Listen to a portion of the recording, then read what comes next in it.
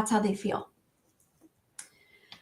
It was brought to my attention that on the movie Avatar, the great giant mother tree, they were mining, I believe, lithium under her. They hit the mother lode jackpot.